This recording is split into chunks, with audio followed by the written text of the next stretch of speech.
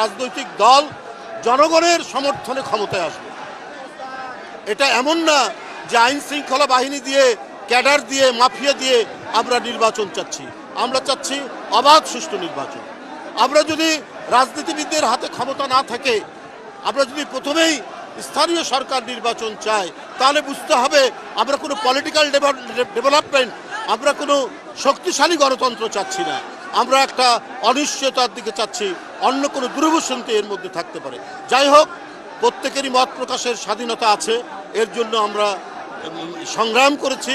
আমার বিশ্বাস রাজনৈতিক ক্ষমতা জনগণের ইচ্ছার প্রতিফলন হয়ে পলিটিক্যাল লিডারশিপের মাধ্যমে সব নির্বাচন সব কিছু হোক। সকলের অংশগ্রহণমূলক নির্বাচন আমাদের এখনো অনুষ্ঠিত হয়নি। এইটা নিয়ে এক ধরনের গড়িমসি চলছে, এটা নিয়ে এক ধরনের অনিশ্চয়তা আছে, এটা নিয়ে এক ধরনের ধোঁয়াশা আছে। অতি সত্বর ডক্টর মোহাম্মদ ইউনূস সাহেবের সরকার, অন্তর্বর্তীকালীন সরকার, তাদেরকে এটা পরিষ্কার করতে হবে। যে গণতন্ত্রের জন্য এত লড়াই, যে গণতন্ত্রের জন্য আজকে আমাদের মাঝে ইলিয়াস আলী নেই, আমাদের মাঝে চৌধুরী আলম নেই, যে গণতন্ত্রের জন্য আজকে মুগ্ধ নেই, যে গণতন্ত্রের জন্য আবু সাইদ নেই, যে গণতন্ত্রের জন্য আহনাব নেই, সেই গণতন্ত্র এবং অবাধ সুষ্ঠু নির্বাচনের বিষয়ে আজকে চূড়ান্ত কোনো ডেডলাইন জনগণ কেন এখনো পাচ্ছে না? বন্ধুরা আমার, আজকে এই সমাজ এবং শান্তি স্থিতি আনতে হলে আমাদেরকে অতি দ্রুত রাজনৈতিক দল তারা যাতে জনগণের ভোট নিয়ে ক্ষমতায় আসতে পারে, সেই অবাধ সুষ্ঠু নির্বাচন নিশ্চিত করতে হবে। এটা নিশ্চয়তা না হলে আরো অনিশ্চয়তা বাড়বে। হাসিনার দোসররা কেউ চুপ করে নাই। হাসিনা যদি দেশের বাইরে থেকে তার নেতা কর্মীদেরকে হত্যা এবং অস্থিতিশীলতার নির্দেশ দিতে পারে, সে আরো কোনো ভয়ঙ্কর কাজের জন্য অপেক্ষা করছে। তাই এই সরকারের উচিত আপনার অবাধ সুষ্ঠু নির্বাচন একটা প্রয়োজনীয় সংস্কারের মাধ্যমে অবাধ 11 যে পরিকল্পনা বিরাজনীতিকীকরণ, সেই সমস্যা আমি আজকে কিন্তু আবার নতুন করে দেখি। আমাকে ক্ষমা করবেন। আমরা দেখতে পাচ্ছি তার একটি ইঙ্গিত আজকে নতুন করে এখানে চলে এসেছে। যদি সেটাই হয়, তাহলে আজকে আমরা যে প্রশ্ন নিয়ে এখানে আলোচনা করতে এসেছি, কেমন প্রার্থী চাই, সেগুলো কিন্তু সব ভেস্তে যাবে।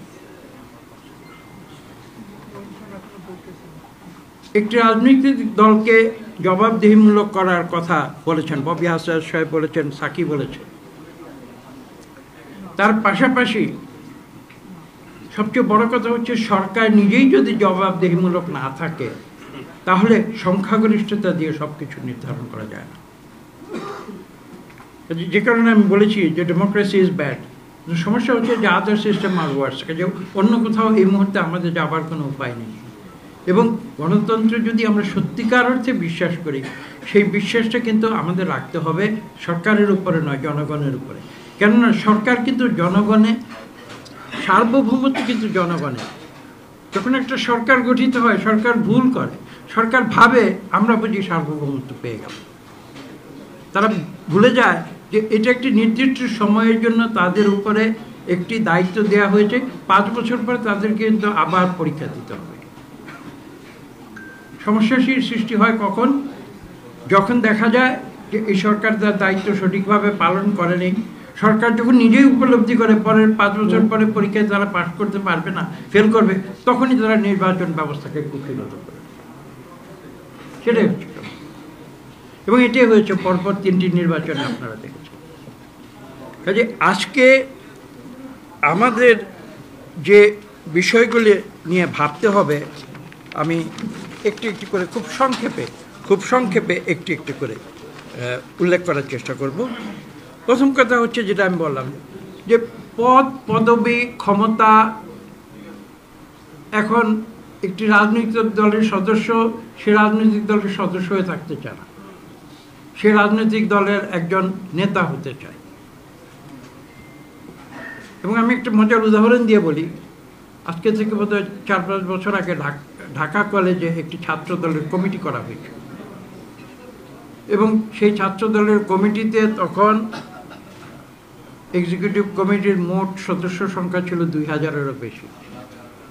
সভাপতি থেকে শুরু করে 1000-2 বেশি। যখন আমার কাছে আসলো আমি বললাম যে এটা কীভাবে 2000-এর বেশি এক্সিকিউটিভ কমিটি, তাহলে আর কেউ বাকি আছে যাদের নাম কমিটিতে ঢুকানো হয় না? আমি কিন্তু খোলাখুলি কথা বলছি, কিছু মনে করবেন না। আমি এই প্রশ্নটি করেছিলাম। এক্সিকিউটিভ কমিটির সদস্য সংখ্যা যদি 2000-এর উপরে হয়, তাহলে কি আর কেউ বাকি আছে কোনো ছাত্র কলেজে যা বিএনপি করে যাদের নাম সেই কমিটিতে ঢুকানো হয়নি? তো এখন এটাই হচ্ছে সমস্যা, পদবি। এমপি অনেকে বলেছেন ইতিমধ্যে, আমি সেটাই মনে করিয়ে দিচ্ছি, অনেকে বলেছেন এমপি হতে হবে। আমার জীবনের মুখ্য হচ্ছে এমপি হতে হবে, মন্ত্রী হতে হবে, আরও উপরে অনেক কিছু হতে হবে। তো এইটাই যদি জীবনের মুখ্য হয়, তাহলে তো রাজনীতি আর জীবনের মুখ্য হবে না। সমস্যাটি হয়ে গেছে সেই জায়গায়। আজকের পরিস্থিতি কী দেখছেন? আজকে কোথায় যাচ্ছে আমরা? এত বড় একটা আত্মত্যাগের পরে জাতি যেখানে, আমি বলবো বাংলাদেশে না বিশ্বে একটি ইতিহাস সৃষ্টি করছে, তারপরে আজকে 6 মাসের মাথায় আমরা কোথায় এসে দাঁড়িয়েছি? মানুষ কেন প্রশ্ন করছে? বুঝতে হবে যে বাংলাদেশের মানুষ বেসিক্যালি তাদের চরিত্রের মধ্যে, রক্তের মধ্যে রয়েছে অ্যান্টি এস্টাবলিশমেন্ট। আজকে আমার গলায় ফুলের মালা দিচ্ছে, কাল যখন আমি ক্ষমতায় যাব